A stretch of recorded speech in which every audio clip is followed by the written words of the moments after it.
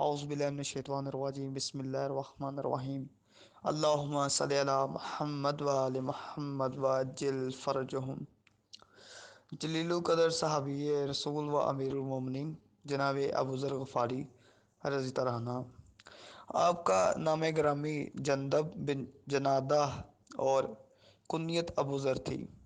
آپ کا تعلق قبیلہ غفار سے تھا، اسی نسبت کی وجہ سے آپ کو ابو ذر غفاری پکارا جاتا ہے۔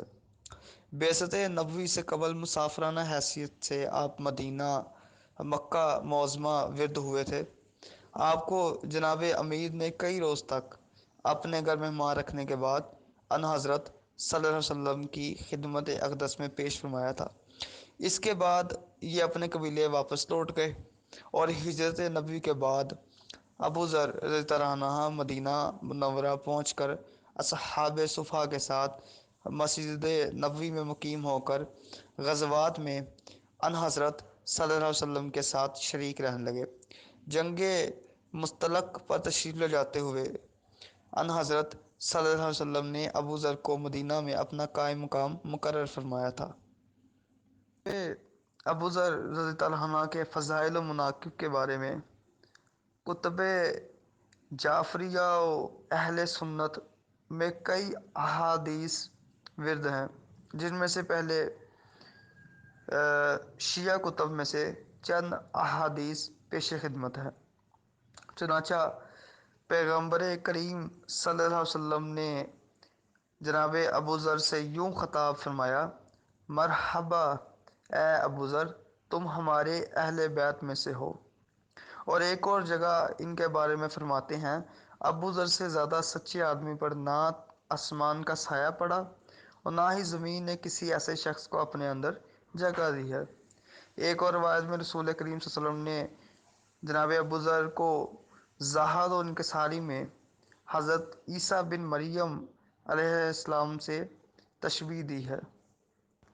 امام علی علیہ السلام سے جب حضرت ابو ذر رضی اللہ عنہ کے بارے میں سوال کیا گیا تو امام نے فرمایا: ان کے پاس ایسا علم ہے جس سے لوگ محروم ہیں، اور ایسے علم سے مستفید ہو رہا ہے جو کبھی کم نہیں ہوتا۔ امیر المومنین علیہ السلام ابو ذر کا شمار ان افراد میں کرتے تھے جن کی جنت مشتاق ہے۔ امام محمد باقر علیہ السلام نے فرمایا: رسول کریم صلی اللہ علیہ وسلم کے بعد سب لوگوں نے امام علی صلی اللہ علیہ وسلم کو چھوڑ دیا اور آپ کا انکار کیا سوائے تین لوگوں کے۔ ان تین اشخاص میں حضرت سلمان، جناب ابو ذر اور جناب مقداد شامل ہیں۔ یوں تو مذہب شیعہ میں جناب ابو ذر رضی اللہ عنہ کے مناقب پر مختلف احادیث ائمہ علیہ السلام سے روایت ہیں، لیکن ہم تعارف کے طور پر چند حدیثیں پیش کر چکے ہیں۔ اب ہم چلتے ہیں کتب اہل سنت کی جانب۔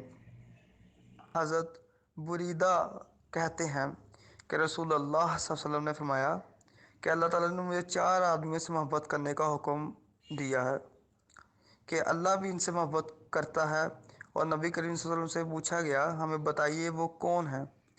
آپ صلی اللہ علیہ وسلم نے تین مرتبہ فرمایا کہ ان میں سے ایک تو علی ہیں اور باقی تین جناب ابو ذر، مقداد اور حضرت سلیمان ہیں۔ جامعہ ترمذی جلد نمبر 2 حدیث نمبر 1685، سند ابن ماجہ جلد نمبر اول حدیث نمبر 149، مشکوٰۃ شریف جلد پنجم حدیث نمبر 907۔ اسی طرح ایک اور مقام پر مختلف راویان سے ہوتے ہوئے جناب ابو ذر رضی اللہ عنہ سے روایت ہے کہ آپ نے فرمایا کہ رسول اللہ صلی اللہ علیہ وسلم نے میرے متعلق فرمایا کہ آسمان نے ابو ذر سے زیادہ زبان کے سچے اور وعدے کو پورا کرنے والے پر سایہ نہیں کیا، اور نہ ہی اس سے زیادہ سچے اور وفادار شخص کو زمین نے اٹھایا۔